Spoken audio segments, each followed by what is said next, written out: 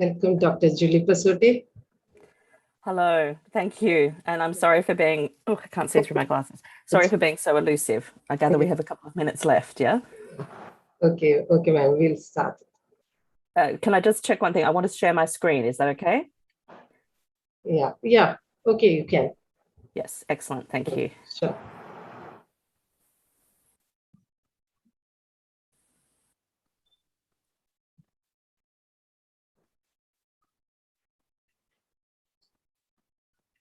Emil, please. I made her the co-host. Yeah, okay. Yeah, sorry, I didn't realize you wanted, I'll test it now then. Okay.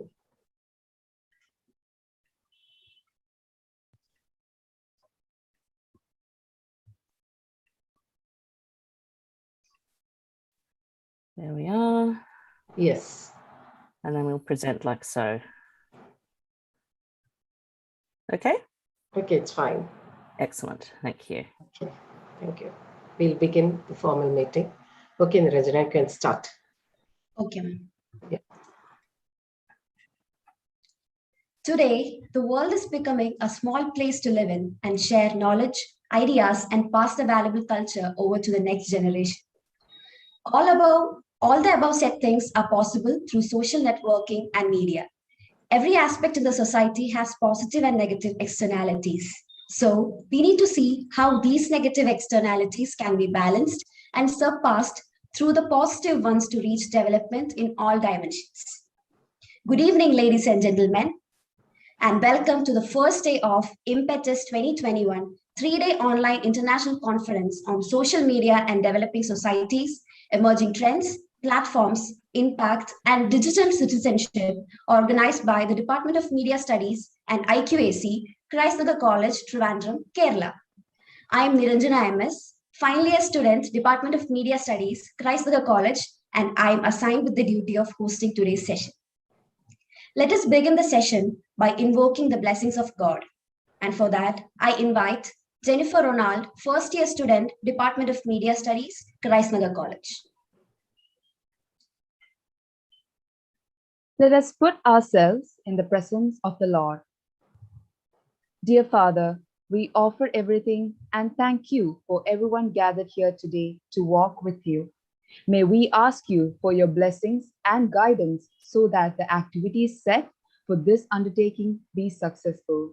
Lord, give us the inspiration to be the best we can be, and may we be shining example of your goodness and truth within wherever we are.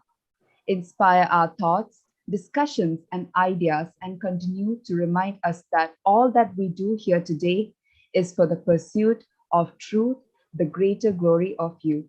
Amen. Now, I request Ms. Manju Rose Matthews, HOD, Department of Media Studies, Nagar College, to welcome the gathering and introduce the first guest speaker. Thank you, Niranjana. Good evening, one and all. I'm Manju Rose Matthews, Head of the Department of Media Studies, Nagar College, Maranalloor, Trivandrum, India. On behalf of the Department of Media Studies, organizing team Emil Abraham, Tara CB, Minu PK, and Reverend Father Tinto Pulijivelu CMI, student coordinators Devika Sajish and Ram Gopal Hari Krishnan, we welcome all to Impetus 2021, the International Conference on Social Media and Developing Societies. This three-day conference is organized by the Department of Media Studies and Quality Assurance Cell of Nagar College in association with FreeBits USA, Media Action Nepal, and AIJRF UAE. FreeBits is a blockchain-powered, decentralized global social network founded by Dr. Shiva Kinley. Media Action Nepal is working to promote freedom of expression and media development.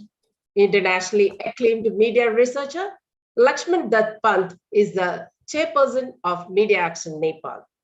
AIJRF, Artificial Intelligence Journalism for Research and Forecasting, is a think tank established in Dubai, United Arab Emirates, by a group of professors and researchers led by Professor Mohammed Abdul Zahir for studying the future of journalism.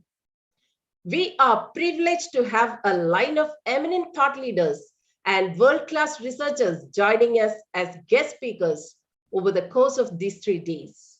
Today, we have Dr. Julie Passetti, is the Global Director of Research at International Center for Journalists, ICFJ, and also Senior Research Fellow of Reuters Institute for the Study of Journalism, University of Oxford, and Dr. Alton Grizzle, Program Specialist, Media and Information Literacy and Media Development, Communication and Information Sector, UNESCO Paris. We welcome Dr. Julie Passetti and Dr. Alton Grizzle to the inaugural session. Also, we warmly welcome our Director and Manager, Reverend Dr. Tito Verghese, CMI, Principal Dr. Jolie Jacob, Bersar, Reverend Father Subin Koto, CMI, heads of the departments, teachers, research scholars, and students to this international conference. This conference is chaired by Dr. Deepak Shinde, Director, School of Media Studies at SRTM University, Nanded, Maharashtra. The paper presentation sessions would be chaired by Dr. Munisa Khadri, Islamic University of Kashmir, Dr. Shruti Goyal, University of Delhi, and Dr. Shilpa Kalyan, Presidency College, Bangalore. It's our pleasure to welcome you all.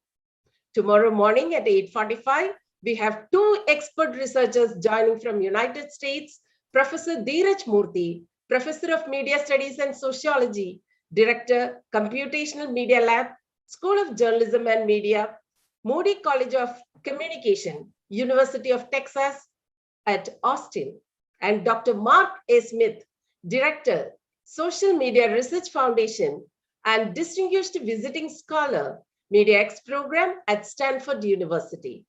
In the afternoon, we have Professor Abdul Zahir, CEO of Artificial Intelligence, Journalism and Forecasting, joining from Dubai. On the concluding day, we have Dr. Shiva Kinley, CEO of FreeBits and ex-faculty of Princeton University, opening the day session. Dr. Kinley is launching a new social media platform on that day. Lakshman Dutt Pant, chairperson of Media Action Nepal, shall also join us.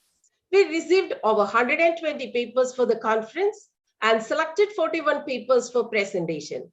The papers discusses research findings on diverse subtopics of social media. We appreciate the hard work of researchers who are putting sincere efforts for studying social media, its evolving trends, platforms, impacts, and digital citizenship.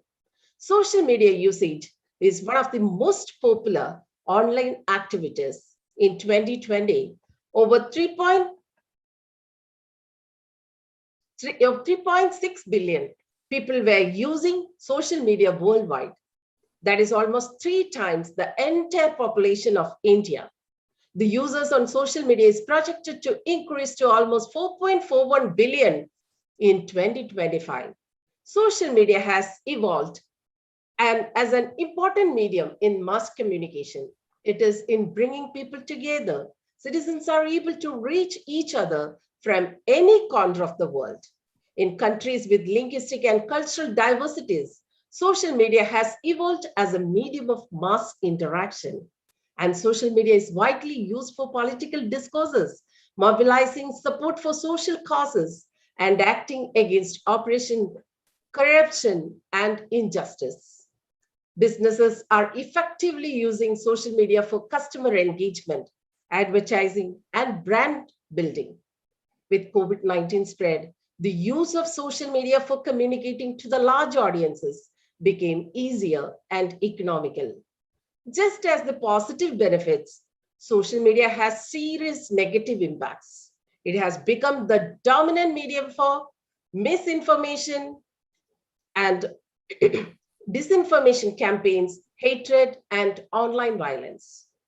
This 3-day conference shall explore multiple perspectives on the emergence of social media and its impacts on societies. The paper shall provide understanding on how technology, culture, democracy, economy, and audience are shaping the social media for the future. We have participants joining all over India, Middle East, and North Africa region and Southeast Asia. The participants include media researchers, media educators, media students, and media professionals. I warmly welcome you all to this conference. We hope this conference would enrich your knowledge and give great insights for furthering research. Welcome you all. Dr. Julie Passetti, our keynote speaker, is the Global Director of Research International Center for Journalists, ICFJ. Julie Passetti is an award-winning journalist and academic, leads ICFJ's Global Research Program based in Oxford, England. She researches and writes in the intersection of journalism safety, media freedom, media and gender, journalism and disinformation, and the digital transformation of journalism, drawing on the international career spanning 3 decades. Dr. Julie Passetti joined the ICFJ in 2019 from the Reuters Institute for the Study of Journalism at the University of Oxford, where she led the Institute's Journalism Innovation Project as Senior Research Fellow. She is the author of Unesco's Protecting Journalism Sources in the Digital Age, 2017, and co-editor of Journalism, Fake News and Disinformation, UNESCO 2018. In India, a team of journalists are currently translating this handbook into Indian languages. Dr. Passetti was previously Research Fellow and editor with World Editors Forum and the World Association of News Publishers in Paris. She had headed digital editorial capability at Fairfax Media when it published Australia's most respected newspapers, the Sydney Morning Herald, The Age, and the Australian Financial Review. Dr. Passetti holds a PhD from the University of Wollongong in Australia. Her dissertation focused on the intersecting themes of journalistic source protection, privacy, media freedom, and digital rights. She remains affiliated to the Oxford University through the Reuters Institute, and she is also a senior researcher with Sheffield University Center for the Freedom of the Media, CFOM. Participants, you can key in the questions on the Mentimeter link shared in the chat box. Our moderator shall pick the questions and ask in the Q&A session. Welcome, Dr. Julie Passetti, for the inaugural keynote. Thank you very much, Manju Rose. That is the most illustrious sounding introduction I think I've ever heard. I'm very glad to be with you. I thank you for including me. I'm particularly grateful for the work that's being done, I think coordinated by you, Manju, to translate the UNESCO handbook that I co-authored with Cheryl and Ayrton, which we are thrilled to see in, I think, last count, somewhere approaching 60 languages, at least in the process of being translated into 60 languages. And it's being used in newsrooms and universities around the world. So we're very, very grateful for the collaborative effort behind that translation. I'm going to speak to you today from Oxford, where I'm based. I'm also going to share my screen so that I can provide some sort of data contextualization for what I'm about to talk about. Let me do that first before I get started, because it's usually a bit clunky. And I apologize in advance if you see my very messy screen, which you do. Nevertheless, here we are. I'm sharing my screen. Colleagues in India, can you tell me if you're able to see that? Because I'm not able to determine that myself. Is it working? Yes, it is working. Fantastic. Thank you. Okay, so look, bearing in mind the way in which this conference was established to examine both the opportunities and the very serious risks and pitfalls associated with social media as it has evolved over the past 10 or 15 years, I thought it would be best to illustrate the trends and particularly the risks and threats associated with social media and its intersection with journalism by focusing on the most emblematic case, I think, globally, but certainly within the global south, involving a journalist and a news organization. The journalist is none other than Maria Ressa, who is both UNESCO World Press Freedom Laureate and the Nobel Peace Prize laureate for 2021. which she shared with a Russian colleague.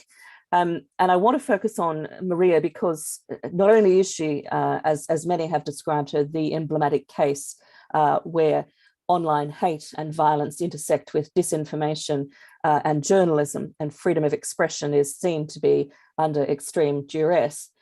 But she is also the subject of the research that I've conducted on these themes over the past 6 or 7 years.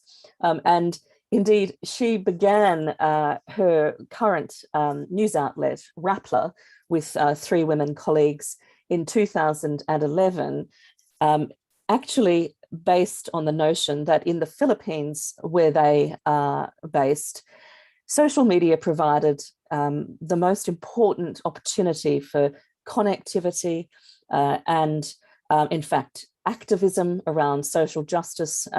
And they developed a news organization built on what they refer to as social media for social good. In fact, Rappler was born as a Facebook page back in 2011.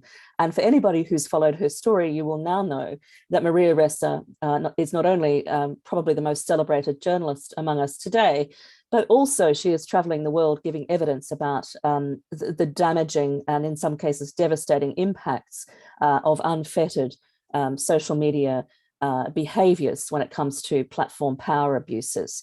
So I'm going to focus on Maria as the emblematic case and try to tease out some of the trends and share with you some of the analysis, including some pretty novel big data analysis that we conducted. So I've titled this the Nobel Prize winning canary in the coal mine, because that's often how Maria, in fact, describes herself. And she also refers to the Philippines as the canary in the coal mine when it comes to waking the world up to social media threats and the need to, if not regulate, then dramatically transform the business models and design of social media platforms that are enabling hate on a grand scale, everywhere from the potential genocide in Myanmar through to the destabilization of democracy in the Philippines and the US. She refers to what they've lived through in the Philippines as the West's dystopian future. So in other words, she says what she's been through has been predictive for what's happened elsewhere. And if we look at the trajectory from Manila to the capital in Washington, DC on January 6th, we could probably draw similar conclusions. So my hashtag for today is It Takes a Journalist. It's the hashtag that ICFJ, the International Center for Journalists, uses to engage communities of action around defending journalism and celebrating the democratizing impacts of critical independent reporting. I'm at Julie Pizzetti on Twitter. If you want to, pardon me, if you want to live tweet or share anything that I say today, you're welcome to do so. So when Maria was awarded with the Nobel Peace Prize just a few weeks ago, she told us that this relentless campaign of harassment and intimidation that she has experienced in the Philippines is a stark example of a global trend, which goes to illustrate what I just described.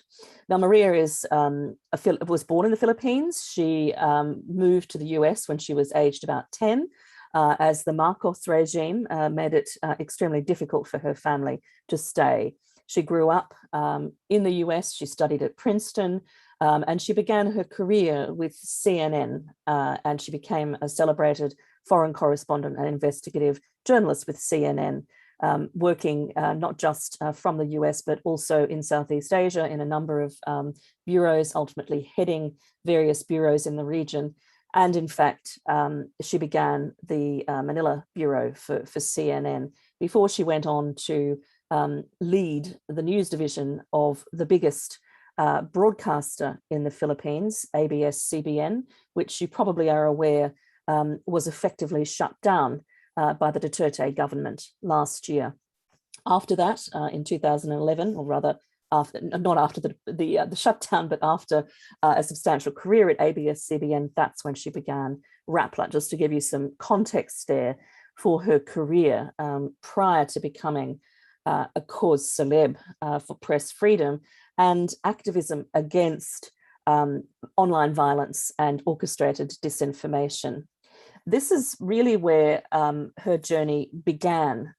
It was in terms of her world stage activism, that is. Her journey began just after the election of Rodrigo Duterte in mid-2016 with a series that she co-authored called Weaponizing the Internet. So Rappler, under Maria's guidance, used the tools of investigative journalism and digital data analysis, which she'd really honed in the context of her work for CNN investigating terrorist organizations and networks and the role of social media in those developments a decade earlier. And she used those techniques to analyze what she and her colleagues had observed in the lead up to the 2016 election, which was, they thought, the weaponization of social media in particular to try to seed disinformation-laced narratives which would favor Rodrigo Duterte. There is no doubt that his campaign was very effective, particularly with regards to Facebook, which is basically equivalent to the internet, courtesy of what were known as Facebook Basics access freedoms to the big population base that is already online in the Philippines. Almost 100% of the population has access to the internet and uses the internet. And in fact, the Philippines has the biggest number of hours committed to social media activity of any nation in the world, according to various data sources. So in the context of this social media enabled and hyper-connected society and watching the ways in which they felt that the political regime was manipulating these communities, particularly incensed in the context of having seen the possibilities of social media for social reform, including development, including post-disaster response, including alleviation of hunger campaigns, and various other forms of community activism. So this series really shone a light internationally on what was happening in the Philippines. And although still most in the West were saying this could never happen in the US or the UK or Australia, where I'm from, it was happening in the Philippines, and it was illustrating what could indeed go wrong. And in the aftermath of that campaign, the tools of social media that had been weaponized by the Duterte government and what Maria Ressa refers to as the patriotic trolls, who were a combination of networked bots, but also humans who were very fervent and doing the bidding, either paid or out of some misguided belief in the disinformation narratives that were being peddled. They turned their attention to Maria herself, and she came under the most horrendous, large-scale, long-running, in fact, never-ending campaign of online violence. And this ranged from threats of rape and death right through to misogynistic and racist abuse, which we would say was a form of hate speech.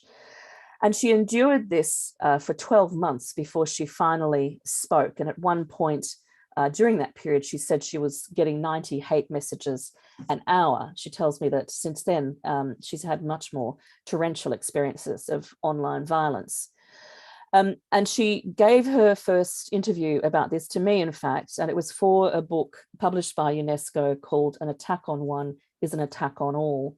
And so I quite quickly, in fact, as this book was on deadline, wrote up an analysis of her experience, drawing heavily on the interview I did with her.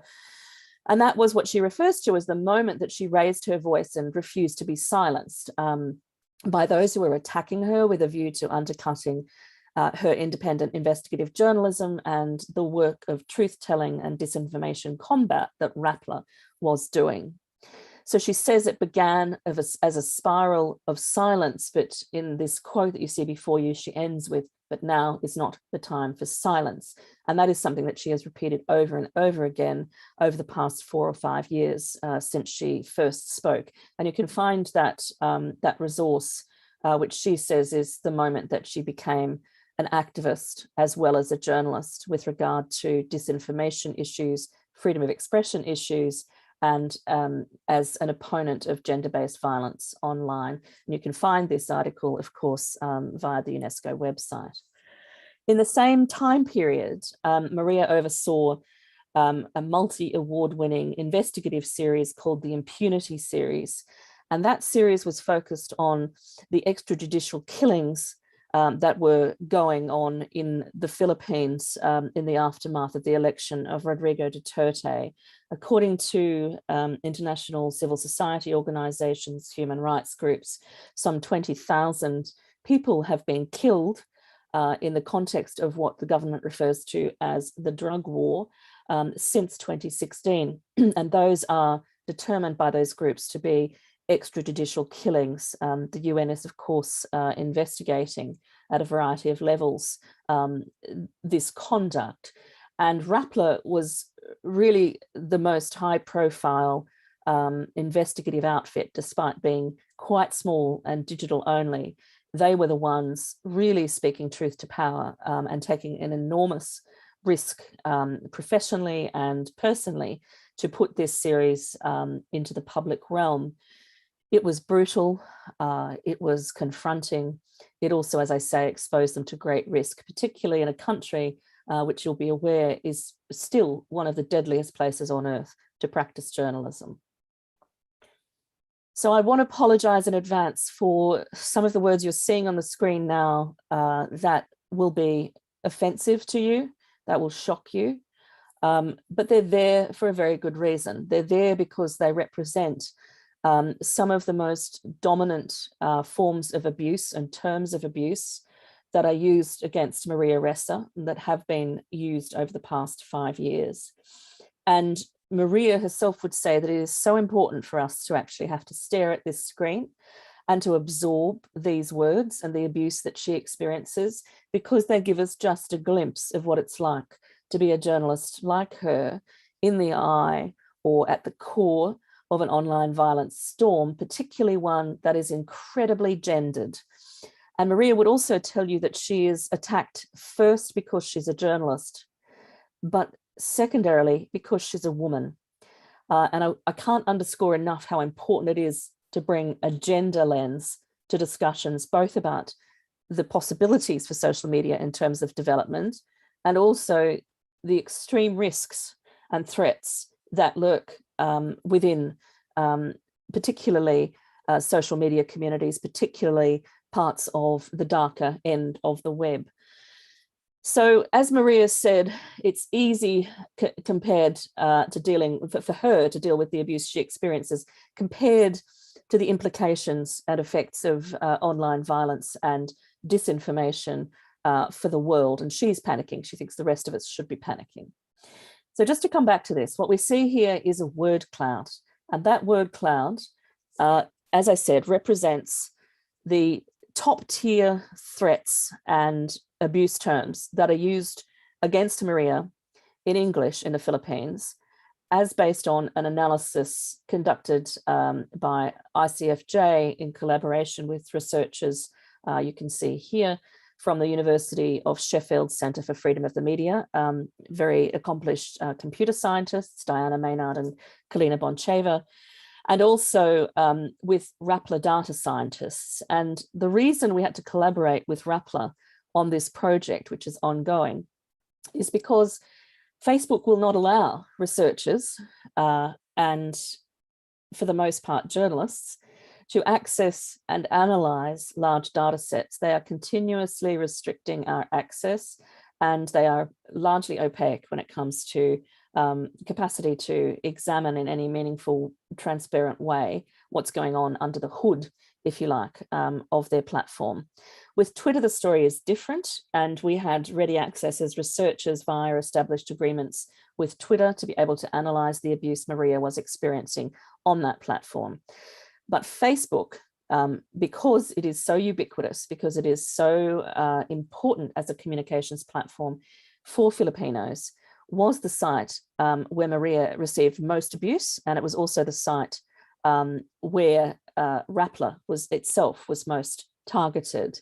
And so we wanted to be able to examine the threats against Maria and Rappler that had occurred on the Facebook platform. And the only way for us to do that, because there's no way to get such access through Facebook, was to partner with Rappler's own data scientists who've built something called the Shark Tank, which stores 5 years worth of data from Facebook that is publicly accessible and involves Filipino users. So it's essentially like the Facebook mapping exercise of the Philippines over the past 5 years. And it's only because Rappler has an agreement with Facebook regarding various activities that we were able to use this data with Rappler to avoid legal action. It's that hard to do the sort of research that we want to be able to do. And we're very grateful to do this as a form of collaborative participatory action research with Rappler. So again, back to this horrible cloud. Now, the word cloud represents our analysis of 5 years worth of Twitter and Facebook data. It's the product of natural language processing analysis, which was led on by the colleagues at the University of Sheffield.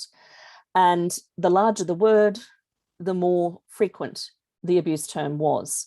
Now, what you can see here, apart from horrible abuse, and as I say, gendered abuse, and when we have bitch and witch featuring regularly, lots of really vile, sort of sexually explicit terminology as well.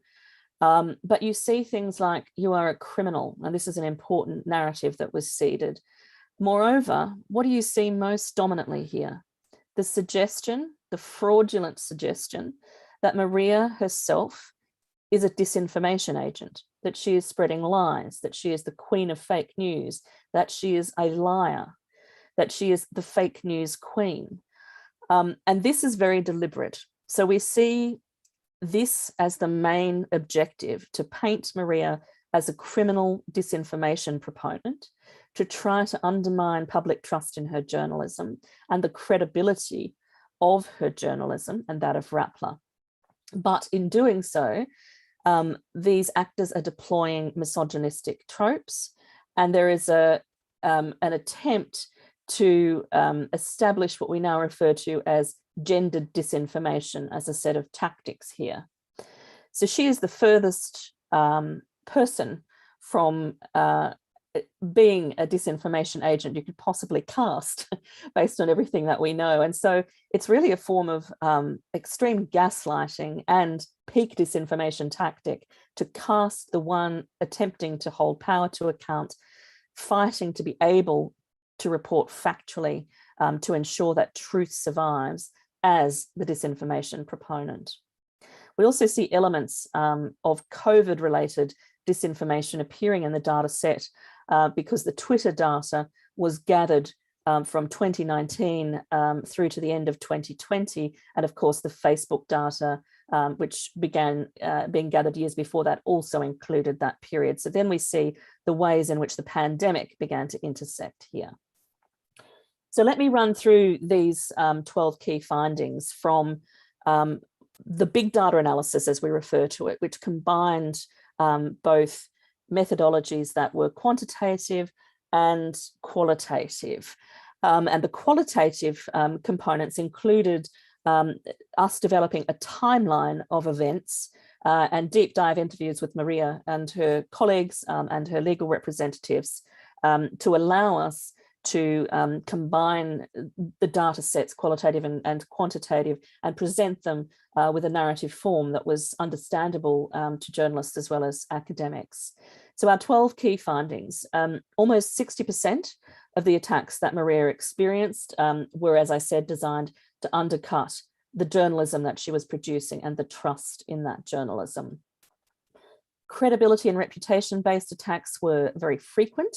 They involved disinformation tactics, and they included some of the terms that I've just mentioned, and one that I didn't mention that I'd like to highlight, which really does feature prominently around the world, and especially in India, prostitute. And that is a word used to dehumanize women journalists in particular, and to imply they are either up for sale in terms of their role as a journalist, that they are corrupt, and also that they are somehow promiscuous. And this word is used more frequently in global South contexts where there's cultural conservatism, where dominant patriarchal norms tend to create additional risks for women and women journalists in particular in the context of attacks that they experience. Prestitute is a really venal term, and it was used indeed against Maria. 40% of the attacks we identified as being deeply personal, often visceral, and in the context of this abuse, we saw that misogyny was the dominant type of threat or form of abuse, but racism was also extremely prominent. So we saw racism and, in fact, homophobia being weaponized in this context. We also saw the use of manipulated images and memes, image-based abuse, which are effectively able to fly under the radar, if you like. So these images, which will often contain death threats, emblazoned across the image, are not easily detected by the artificial intelligence forms of content moderation that the platforms operate. And we found, for example, one on Twitter, which was a direct death threat against Maria that featured a picture of her and a coffin and a threat to kill her, which remained up for weeks after we reported it to Twitter. Eventually, it was pulled down after the report based on this research was published originally in March this year. We also see evidence of significant coordinated attacks, which, as we know, is a hallmark of state-led disinformation campaigns. So we deployed, in addition to network language processing analysis techniques, which is a form of linguistic analysis, we deployed network analysis as well. I'm just going to try and move my screen. There we are. So we also saw the ways in which the abuse that Maria experienced being very much occurring in the context of events. So those events could be connected to the investigative journalism they were producing, her appearances in international media settings, awards that she was winning, or court appearances. These were like lightning rods for escalating attacks on Maria. And we also saw, just above that, the dominant use of abuse designed to equate Maria with a criminal actor, with somebody who deserved to be tried for criminal activities. That's very important because of what happened in the end. We found that Facebook is the main vector for online violence against Maria, as I've already outlined. And while both Facebook and Twitter promised to address the attacks on her, they really did fail dismally, as she put it. Nevertheless, largely due to more recent changes that Twitter has rolled out, she says she feels much safer on Twitter currently, and she reserves her strongest critique for Facebook.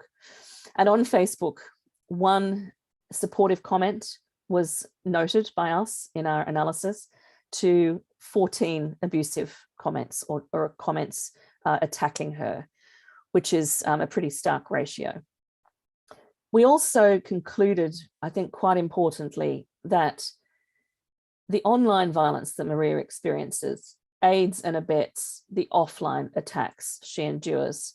They include attacks involving trolls who have targeted her online, coming to her office physically, holding up signs with hashtags like Arrest Maria Ressa, for example. But they also include the legal harassment, the coordinated state-aided legal harassment that she endures. And this reflects one of the findings from our large study ICFJ and Unesco have conducted, and we're winding that up now, in fact. One of our key findings, based on a survey of 714 women journalists around the world, was that 20% of our research participants, or our survey respondents rather, had experienced offline attacks or abuse or harassment that they linked to online violence. So we're seeing at least a very strong correlation between the episodes of online violence and offline attacks and events, if not causation. And in fact, one of the case studies we used to analyze this trend involves the Indian journalist who was murdered with impunity, Gauri Lankesh, who was, of course, targeted prolifically and brutally online before she was murdered. So back to Maria, and in her case, investigative journalism, appearing on international media, talking about the disinformation crisis in the Philippines, winning international awards, including one from ICFJ, which I think it was in fact the first international award she won for this work that she's doing about trying to hold the platforms to account and preserve democracy in the Philippines and elsewhere. So as her executive editor, Glenda Gloria, said, every time a complaint reaches the court, every time a statement is made in support of Maria, there's a troll army that's commanded to respond. That's how they experience these episodes. So here's a snapshot of the first couple of years of these attacks presented according to our timeline. And you can see the ways in which this trajectory appears. Importantly, in May 2017, just before she spoke to me for that UNESCO book chapter, one of the bloggers who declare themselves to be a patriotic troll, thinking Pinoy, as he calls himself, seeded the hashtag Arrest Maria Ressa on Facebook while he was attached to an official state tour by President Duterte in Moscow. And from there, we can see the way that campaign escalated. So here is the threat that he made, which we took from Facebook. It was still up at the beginning of 2021, despite having been reported many times. And despite the fact that since this post was made and it went viral with the Arrest Maria Ressa hashtag, accompanied by large-scale social media attacks that included threats like that she should be raped to death, that should be brought to the Senate to be tried, very threatening, menacing material. She was arrested twice. I was embedded with Rappler in the Philippines in February 2019, sorry, getting my dates wrong, the pandemic throws everything. Beginning of 2019, in February, I was with Rappler doing research for the Journalism Innovation Project, in fact. Just after I boarded the plane, she was arrested, Maria was arrested for the first time on trumped up charges of criminal cyber libel. A second arrest followed 6 weeks later. And since then, she has had to pay an extraordinary amount in bail bonds, more than the former dictator's wife, Imelda Marcos, ever had to pay. In fact, she's fond of saying.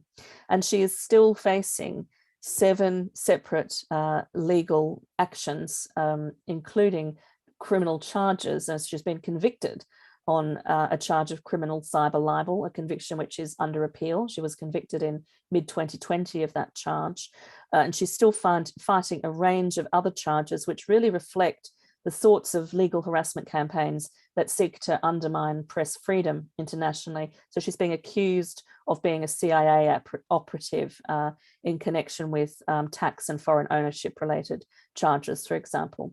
So she continues to endure this. Typical methods, we mentioned orchestration and patriotic trolling, the use of memes and manipulated images. One thing I haven't mentioned yet is that she has been doxxed. Her address has been published online and other details, and they must take extreme care to protect their private details to avoid offline violence.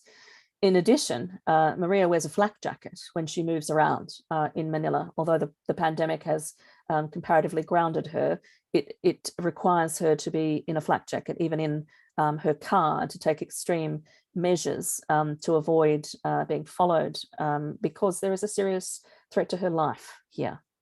And as her barrister, Keelan Gallagher, has said, she faces a barrage of baseless lawsuits. And this online violence environment, it aids and abets offline attacks.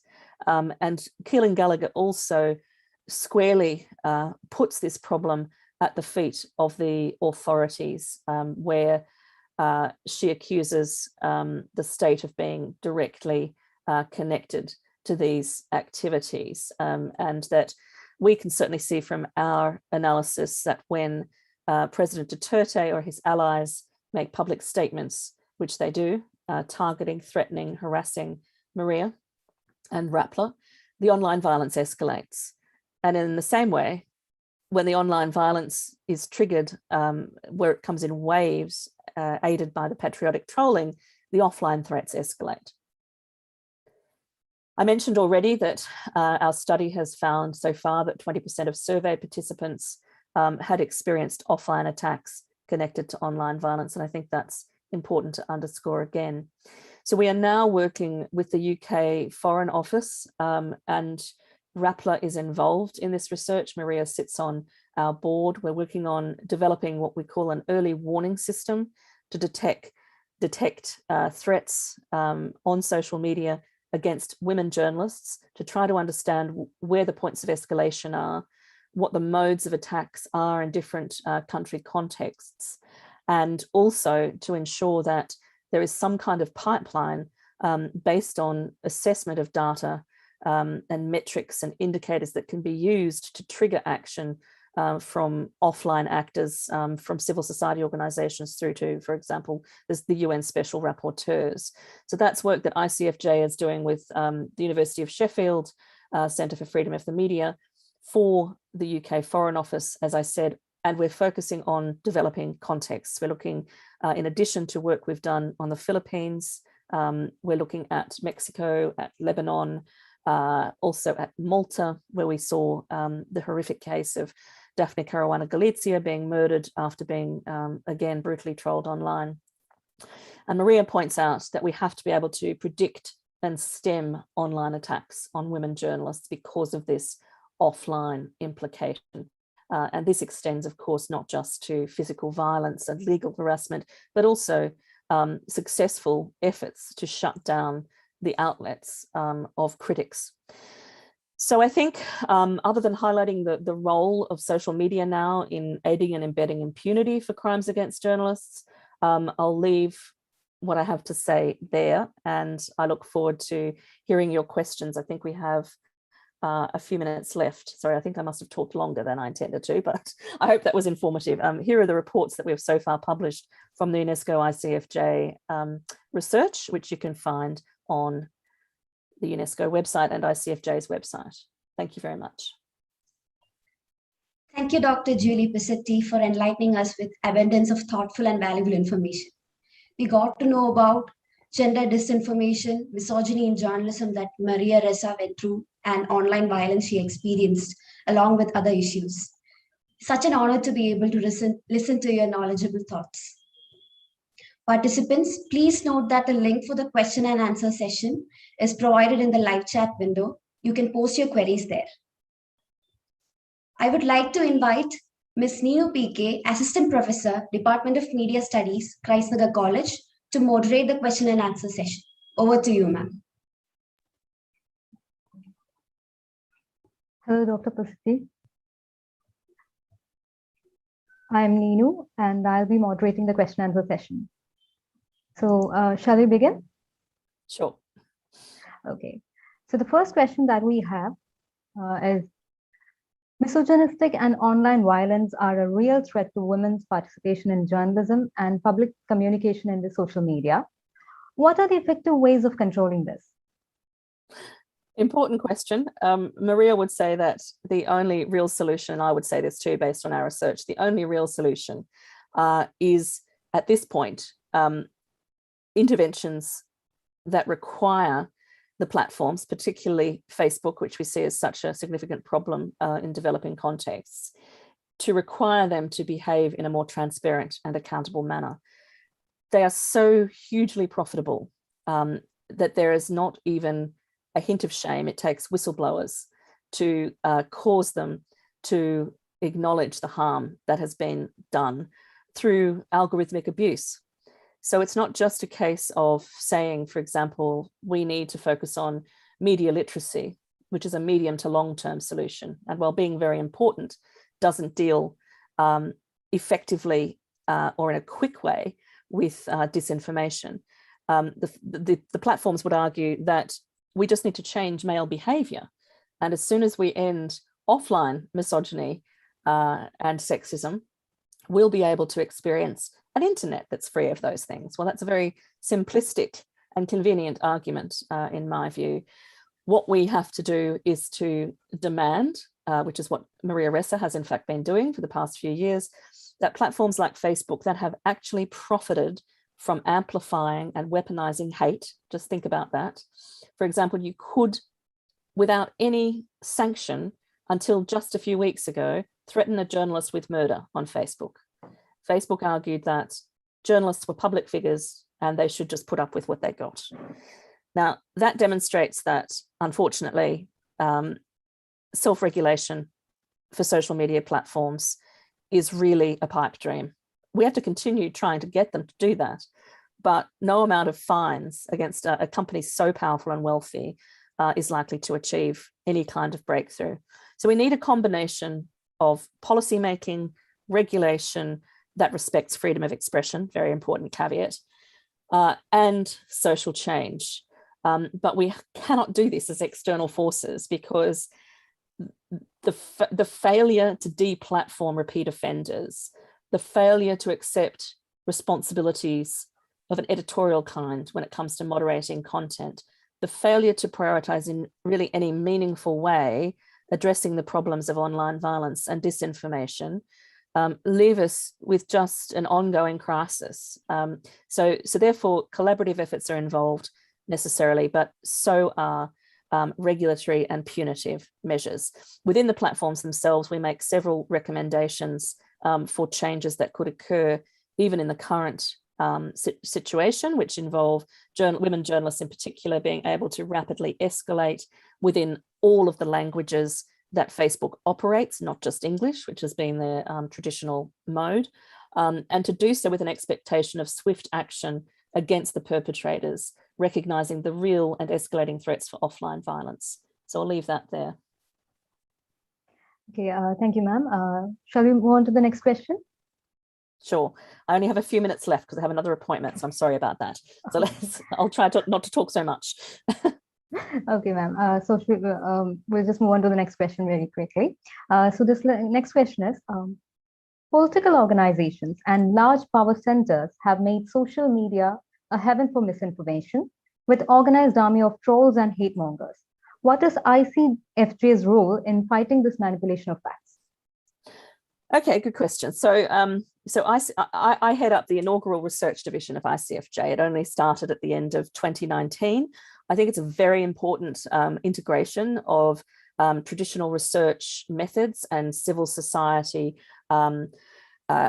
activism and advocacy when it comes to the defense of journalism, independent critical journalism as its function for development and democracy. So we see our role in researching and training and collaborating with and facilitating innovative responses to disinformation, along with improving the capability of journalists to act safely themselves within social media environments, which means, unfortunately, being aware of all of these threats, but importantly, providing the evidence. This is the power of research. So that word cloud I showed you, I don't think I said this, but it reflected 500,000 posts directed at Maria Ressa over that 5-year period. So using kind of novel digital techniques to analyze large data sets to provide the evidence that it's impossible to deny that what Maria Ressa says she experiences is in fact what she experiences. I think these are quite powerful possibilities.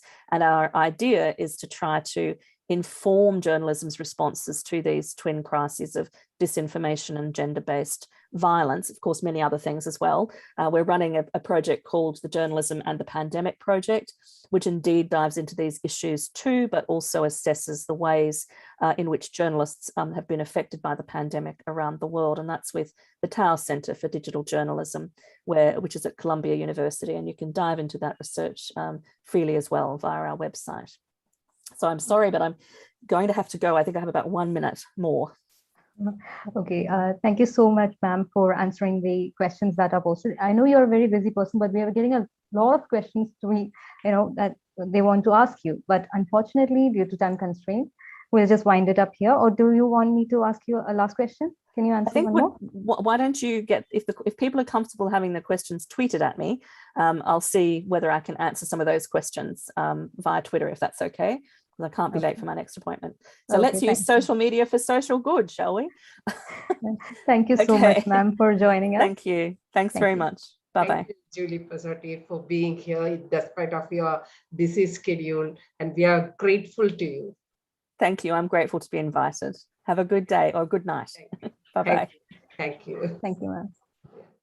Thank you again, Dr. Pasotti, and thank you, Neenu ma'am. Now, I request Ms. Manju Rose Matthews again to introduce the next guest speaker.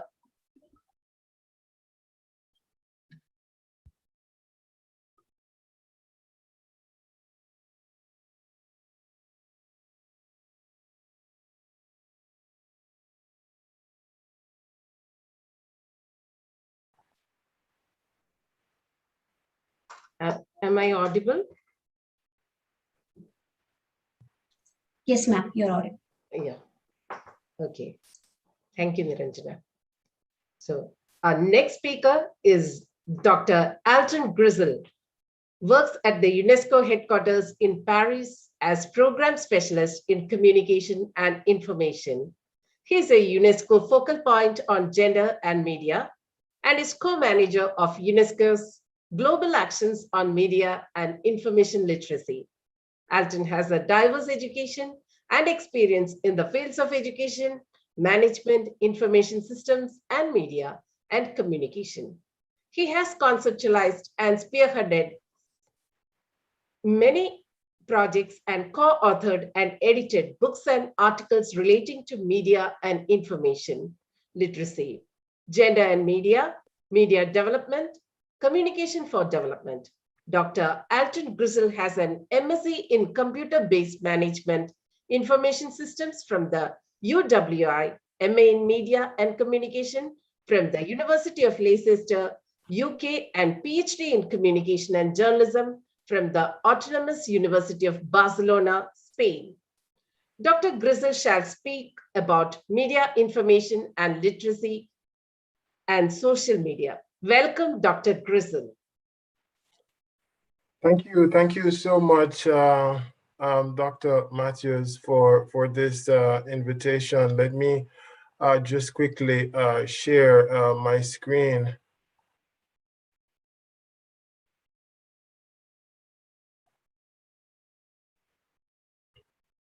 No, can you see my screen? Is it? Yes, we can see. Is it in presentation mode? Just to be sure. Yes, now it is in presentation. It's in presentation mode. So thank you so much again for inviting UNESCO, Dr. Matthews, to this international conference on social media and society. It's a very relevant topic. Your conference comes on the heels of Global Media and Information Literacy Week, which was organized under the theme Media and Information Literacy for Public Good. I suppose we could also talk about social media for public good and how media and information literacy can enable social media as a public good.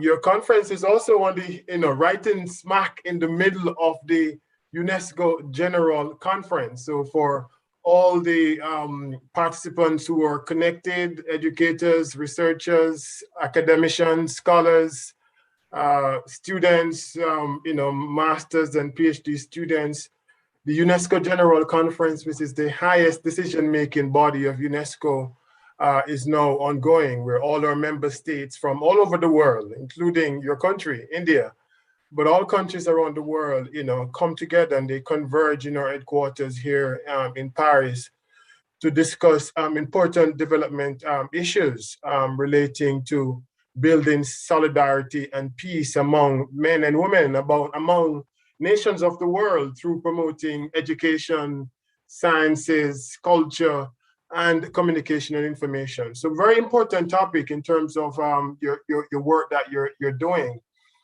Today, I will be speaking to you, particularly as Dr. Monrose indicated, about media and information literacy.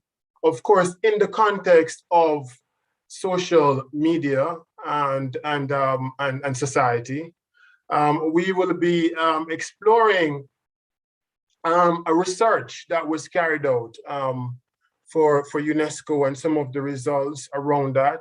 The focus of my presentation in that research will be looking at what type of competencies do we need to endow on all citizens? What type of competencies every person needs to ensure that they can more effectively navigate the information ecology, to ensure that they can more meaningfully contribute to social media for public good, for the good of society. Now, if we consider what happens on the internet in a minute, it's really mind-boggling. We are indeed living in a mediated world. And so if you compare some of these statistics in 2007 and 2020, you will see, for example, on Facebook, in 1 minute, 900,000 logins in 2017. By 2020, that went to 1.3 million logins in 1 minute. You know, it's just amazing.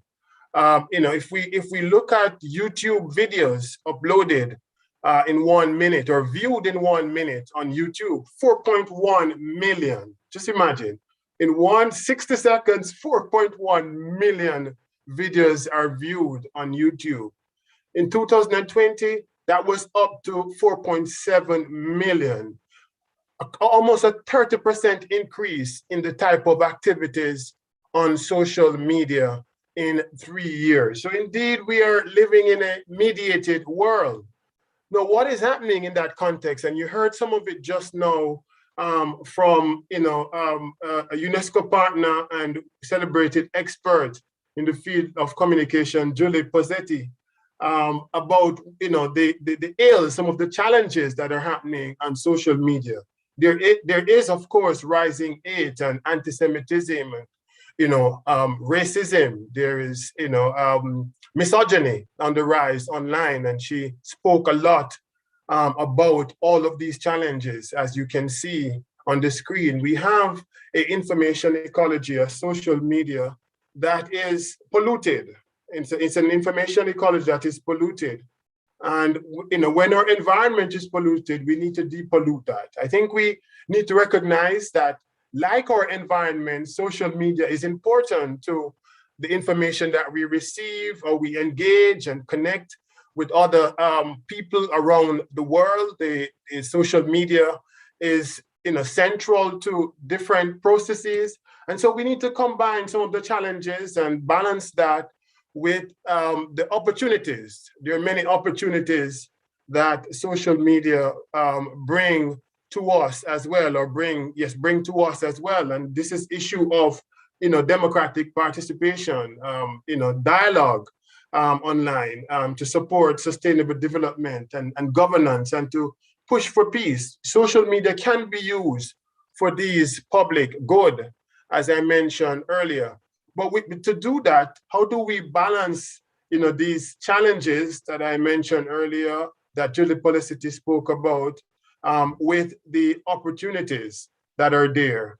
How do we address issues of new forms of suppression online, and new forms of suppression of freedom of expression and access to information that is happening through different filter bubbles, through different algorithms and filtering of information? So these are some of the drawbacks that we're facing with digital technology. But the point here is that we should focus on some of the opportunities.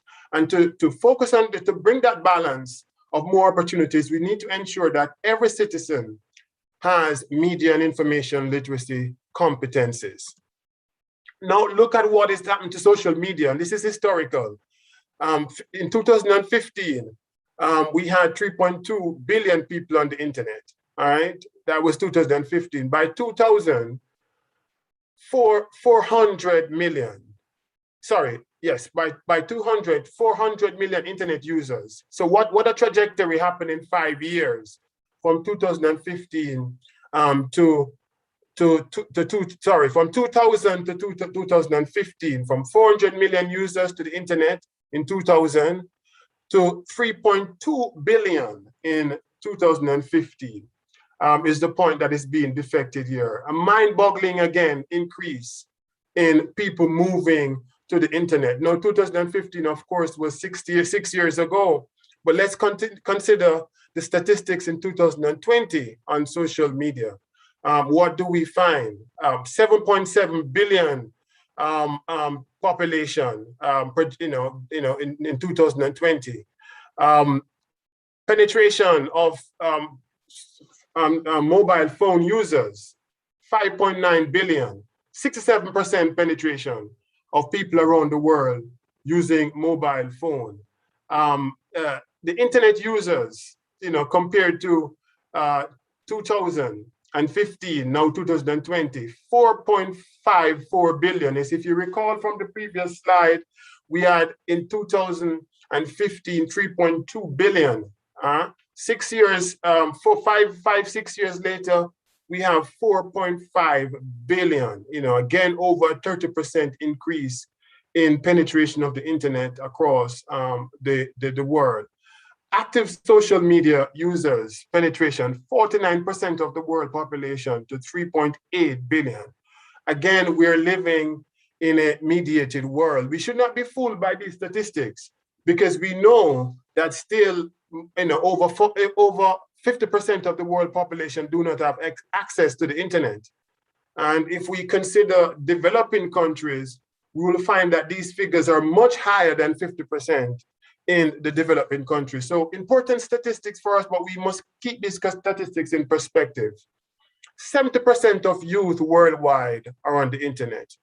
Big opportunity to engage young people in using social media for the public good. And for them to do that, they need media and information literacy competencies. I want to share this quote from Vargas Llosa, a Nobel Peace Prize winner, that he made in his book, The Death of a Culture. And he writes, when a culture regulates critical thinking to the attic of items no longer in fashion and replaces idea with images, then literary and artistic products are promoted, accepted, or rejected through advertising technique, and the conditioned reflexes of the public that lacks the intellectual and discriminatory antenna to detect when it's being duped. And herein lies the importance of media and information literacy to support social media for public good. It is the people, the users of the internet that must be first empowered, the users of social media that must be empowered with media and information literacy to think critically and to see what benefits they get from social media, but also what freedoms they're giving up when they're using social media and how they can reappropriate and regain those freedoms, all right? What services they're receiving from different digital platforms that are so-called free services, but how are they paying for these services? With what are they paying for these services? For example, the data that they create and the content that they create, and these data and content are then monetized, all right? This sort of critical approach for citizens around the world so that they can be a part of internet governance processes and social media governance processes, of course, while respecting freedom of expression and an open and free internet. The study that I want to talk to you a little bit about is one that was carried out with experts and young people across the world. It's a very large study that was done with experts and youth from over 100 countries around the world. And its focus was an experimental research, and it focused on exploring core standards around media and information literacy. That was one of the objectives of the research, to enable an integration of the different competencies that come under media and information literacy, to push for more empirical studies, and to really confirm what are these standards that we need to have around competencies, what pedagogies are needed in teaching and media and information literacy, both online and offline. And of course, what sort of national policies that are required in that context. It looked at media and information literacy experts in their role as, in their public service remit and playing that public intellectual role. These were some of the elements that were covered in the research. It really looked at how people around the world engage in social and democratic discourses after having acquired media and information literacy competencies. The social and democratic discourses issues included freedom of expression, freedom of information, gender equality. You heard that from Julie Possessi talking about gender equality. So the research also looked at gender equality online and offline. Look at issues around privacy, quality media, and also how people engage with online hate and radical content. So 7 different social and democratic development issues were covered in this research study. And as I said, it includes both experts and young people. The piece that I will be sharing with you of the research finding will be focusing on what experts think are the main media and information literacy competencies. What are the core competencies? And what are the social policy factors, context factors driving media and information literacy development? So 2 research questions, or 1 research question and hypothesis that was given. At least this is one example of broad question and a broad and hypothesis. Do experts and practitioners and teachers have convergent or divergent views on media and information literacy related competencies, policies, and practices? Are there divergent or there converging views? And the hypothesis was that media and information literacy experts and practitioners will have converging views, both convergent and divergent views on MIL competencies based on their background, whether they're from information and library science, they're from education, or they're from communication and journalism background, or digital technology. But what we will see as we share some of the results is that the experts have more converging views when they're involved in practical media and information literacy activities, when they're involved in communities and collaborative initiatives. We'll find that they converge more on what the core competencies should be. Now, if we look at some of the 21st century 21st century skills competency frameworks around the world, if you look at the first column, you'll see that media and information literacy is not mentioned in any of these competencies framework around the world. Again, in the first column, critical thinking is not even mentioned. In the second column, we'll see that we have critical thinking being mentioned in 3 of these frameworks from different parts of the world. Whether it's Engage or the NETS or the P21 framework, we have critical thinking in the second column and problem solving mentioned. But the important point here is that media and information literacy, we see ICT skills in the first column. So digital competencies are established, but that important aspect of media and information literacy is missing, and that needs to be changed if we're going to achieve media and information literacy for public good. So what did we do with the experts? We engage the experts based on their different backgrounds, but we ask them for their personal views, all right, in terms of their theoretical underpinning, but also more experiential and empirical views based on their experience as to what is happening in the country that they're working with on media and information literacy. All right, so these were this was the organization of the research. We looked at the policy factors so that they have to speak both to the core competencies that I mentioned, but also the policy context factors that are driving media and information literacy development. Now, what are some of the findings? The age group of the respondents, both experts and practitioners. Most experts and practitioners, you'll find over close to 50% or over 40 years old.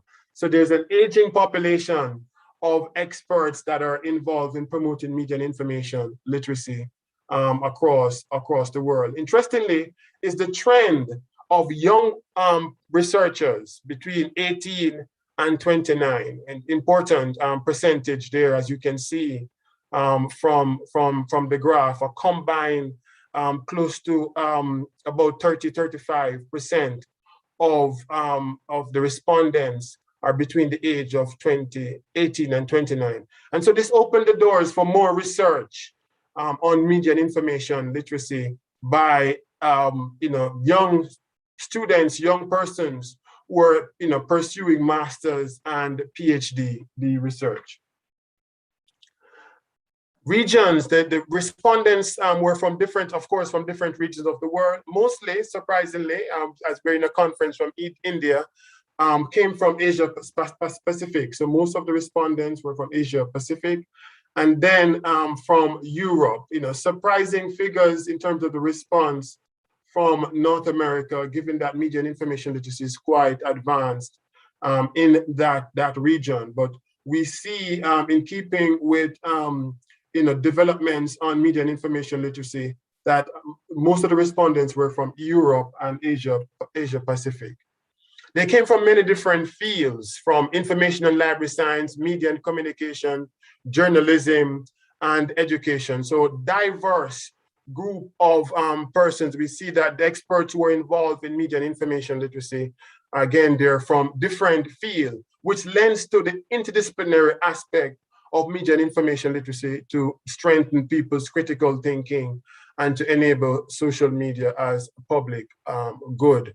The experts were involved in different types of actions on media and information literacy. Most of them were involved in research and education, all right? But as you can see from the chart here, only a few of the experts, just about 12% of the experts were involved in promoting policies, public policies, and media and information literacy. So this is an area that requires a lot more attention based on the research finding.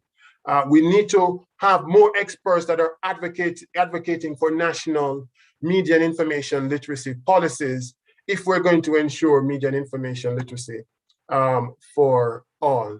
And so we asked the experts to rank a list of competencies, 15 different competencies, to rank and also to rate these competencies.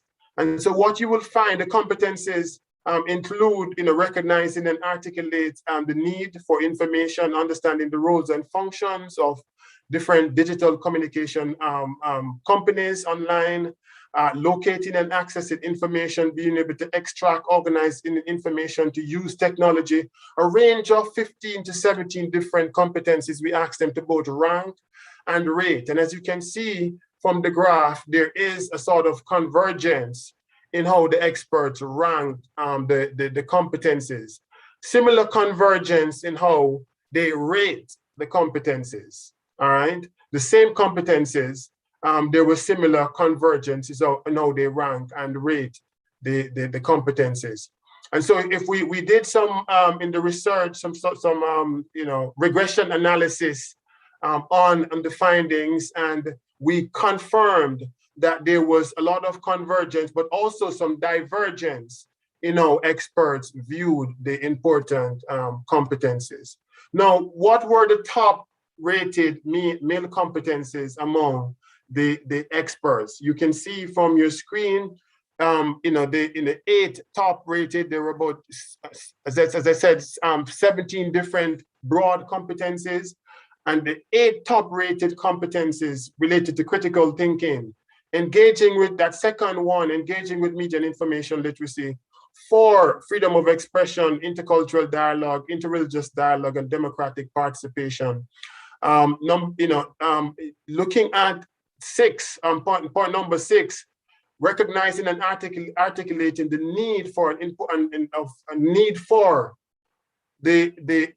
media and information literacy and information in personal, economic, and social life. So these were the top rated 8 competencies among the experts. Being able to protect oneself online, which is the number 7, the 7th competencies as we're talking about social media and some of the challenges that are faced on social media. Now, when they rank the same competencies, all right, we see that the top 7 competencies were very similar to the ones as for the rating, all right? They were very similar, again, confirming the convergence. But we see where ICTs, being able to apply ICT competencies, came among the top 7. This was not the case in the rating. See, if you look at number 4, the number 4 competence, being able to apply ICT skills, to entrepreneurship, this came into the top 10, which was top 8 competencies, which wasn't the case for the rating of competencies. Now, again, what were the top 8 context factors? So we looked at the top 8 competencies, broad competencies. What were the social context factors driving media and information literacy development? These were the top 8 competencies, social context factors. Freedom of expression coming out on top as important context factors. Diversity and respect and tolerance and dialogue and peace as a second context factor. If you recall at the beginning, I shared with you some of the challenges on the internet, but also some of the opportunities. And we're seeing empirically from the research of media and information literacy expert that media and information literacy can and is in fact helping to respond to some of these challenges and opportunities. Gender equality as a social context factors, which is driving media and information literacy as a tool to enable people to detect gender stereotypes online and to create different narratives and to apply those narratives. 8 top context factors that you can see from your screens in the rank when the experts ran. When they rated these same context factors, all right, so both ranking, we saw freedom of expression on top, but we see other social context factors. In the rating, we see some shift, all right, where diversity, respect, tolerance, dialogue, peace, and global citizenship is coming out on top in terms of when the experts rated these social context factors. But again, the very similar set of context factors driving media and information literacy development. We see ethical use of information, which relates to social media challenges and opportunity. And this was not among the ranking, but then we see it coming out among the rating, number 7 on your screen, ethical use of information. Now, what are some of the implications for these findings and suggestions as we move forward?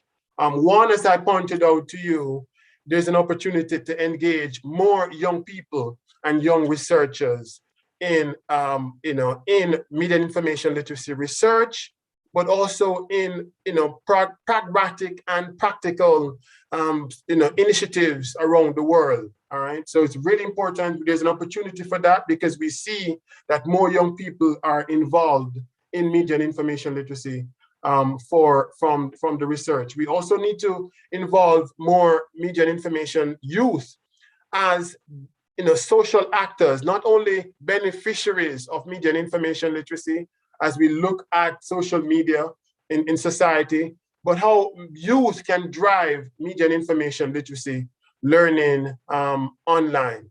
There's the opportunity to rebuild trust in media, and Julie spoke a lot about some of the challenges being faced with journalists across the world and journalists being attacked across the world because of the important work that they do. There is a decline in trust in media, and there's a rise, of course, in social media and people depending on social media for news. And so how can we rebuild people's trust in media? Media and information literacy is one way to do this.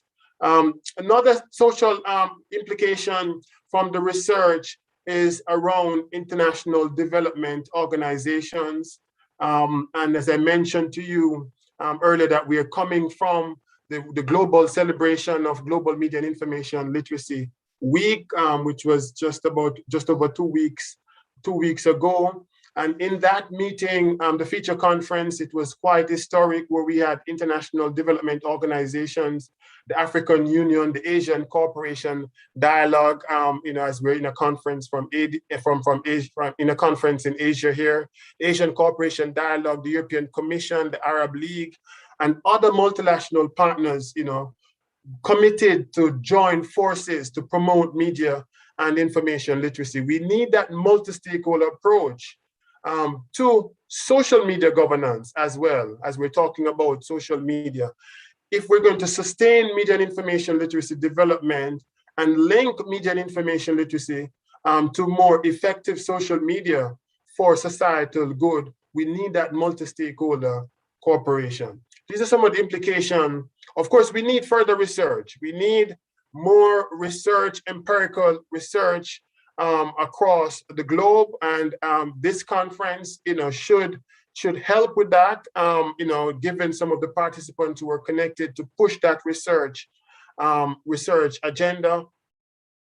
We need new type of theories on media and information literacy. One Unesco is calling media and information literacy expansion, and I'll speak to you a little bit about that in the closing part of this presentation. We need to look for new opportunities to promote and to advocate for freedom of expression among young people, and looking, not just online, but looking offline into families and social context of different social groups in societies.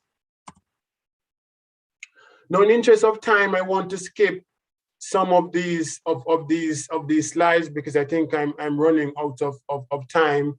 Moving into the future and sustaining media and information literacy development requires global standards.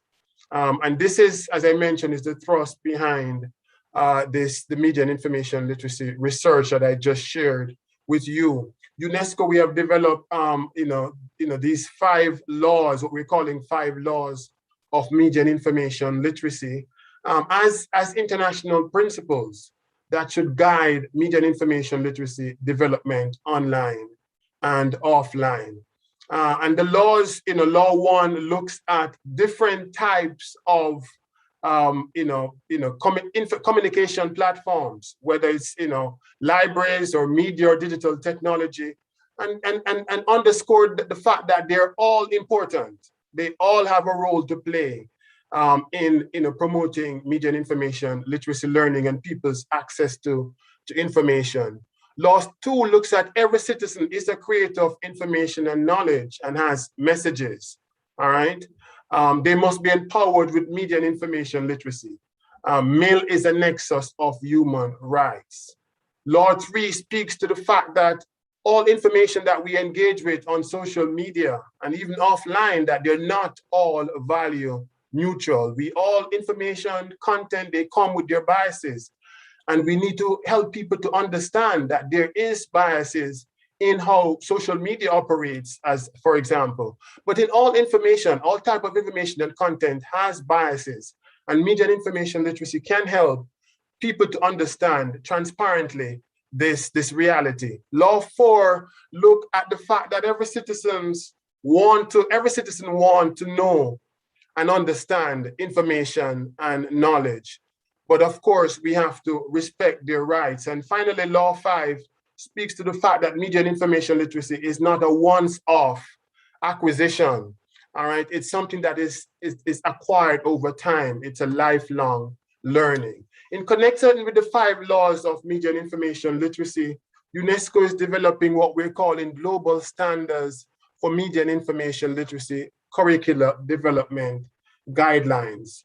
And tomorrow we invite you to join this launching event. It's tomorrow, the 11th of November at 3 p.m.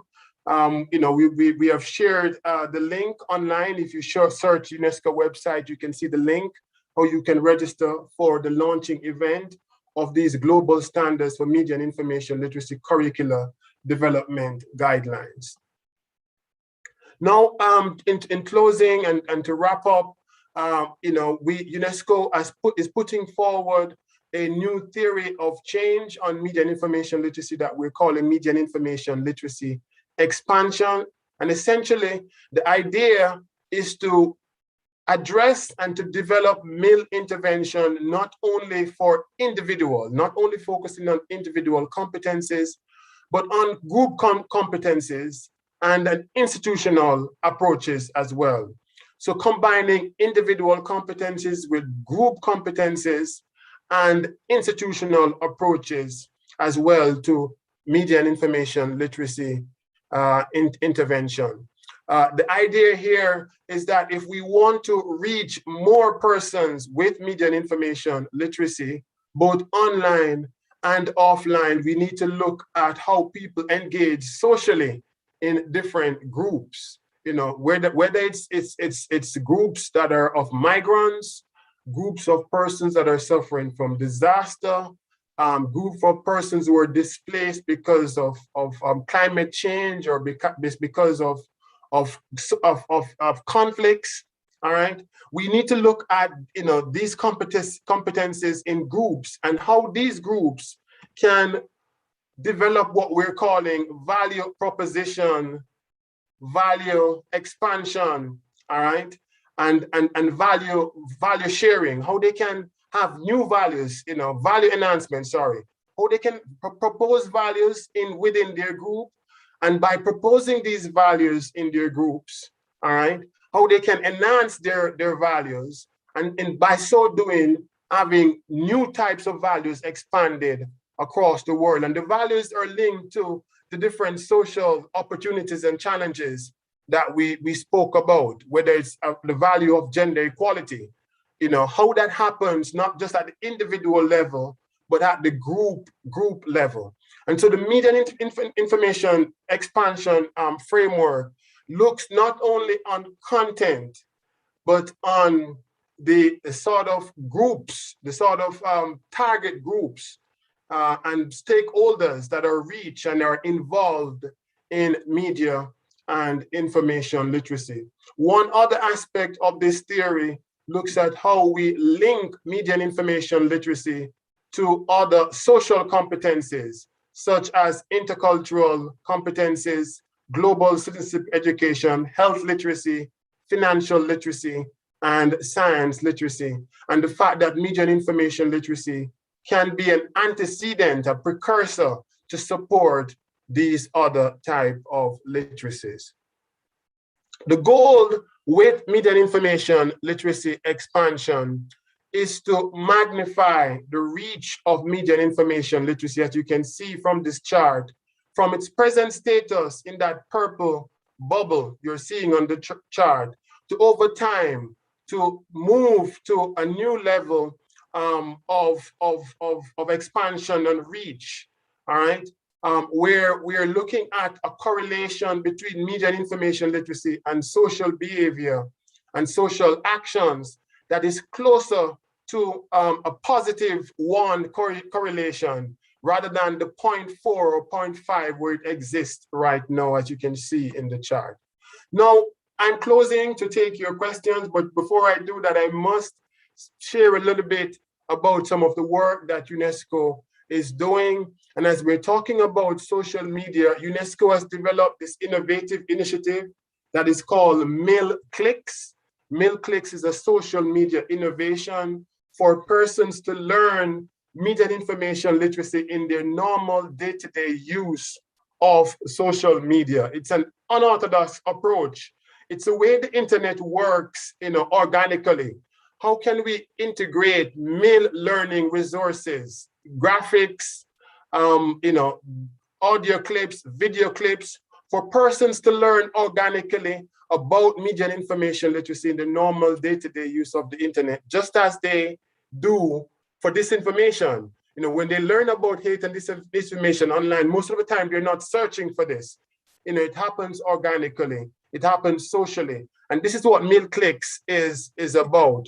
We invite you to join us on MilClicks to promote the MilClicks Pact, which is a self-commitment for individuals around the world. Young people and adults alike can sign up and become MilClickers online to promote peer learning, peer education of media and information literacy online. We invite you to join us on Facebook and Twitter and Instagram and follow the work that we're doing online. We have a number of other initiatives.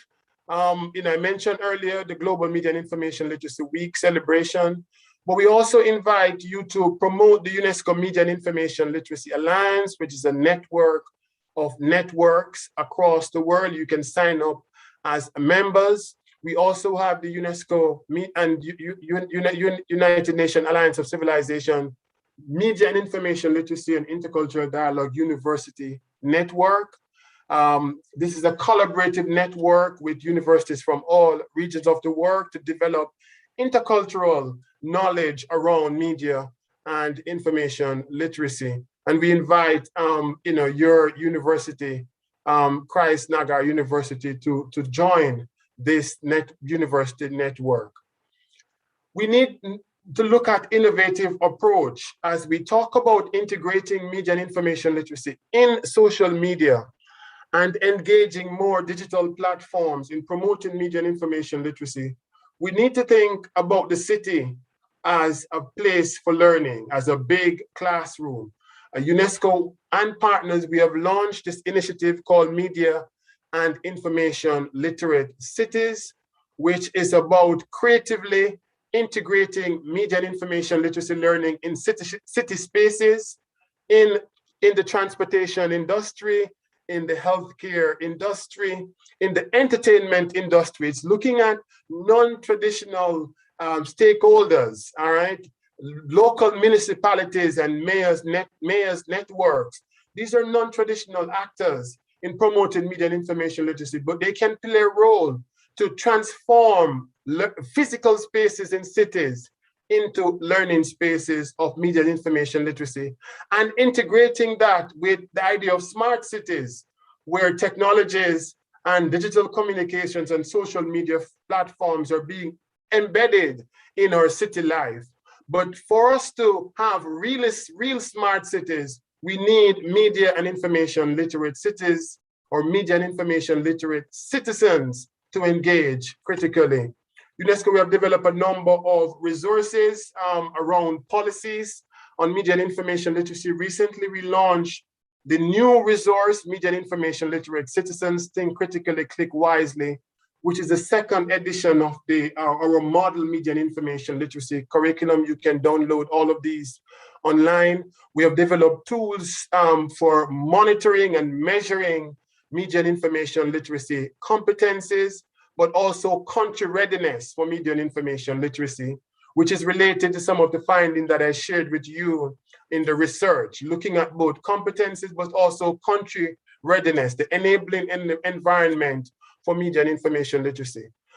Social media platforms and traditional media are very important to promoting mail. We have developed a tool called Media and Information Literacy in journalism, both journalism in traditional media, but online, so that you can access online. Number of online MOOCs courses that you can access, to learn about media and information literacy in different languages. as well. And coming to a close, and I mentioned this earlier, we need to engage more digital communication platforms, social media platforms, as a stakeholder in promoting media and information literacy. And it is for this reason UNESCO is developing with a number of partners around the world, with a number of regional and international multilateral partners, and I mentioned some of them. Together, we're joining forces and we're in dialogue with all the different social media platforms, whether it's WhatsApp or Twitter, Google, Facebook. We're in dialogue with these different social media platforms. We have organized 2 consultations within the framework of Global Media and Information Literacy Week. And we'll be organizing a second consultation during IGF, the Internet Governance Forum, which will be taking place on the 9th of December this year, 2001. We invite you again to connect to this UNESCO session on advancing an international multi-stakeholder framework for private sector and digital platforms to promote media and information literacy in their operations. Go to our website, you'll find more information about the session that will be taking place in the Internet Governance Forum on the 9th of December 2021, as I mentioned. But you can look back at the discussion that took place in the videos that are online that took place during the Global Media and Information Literacy Week feature conference. We will be launching an online consultation as well with this draft multi-stakeholder framework. And so stakeholders around the world will get an opportunity to give their feedback as what is some of the content and issues that should be included in this framework document.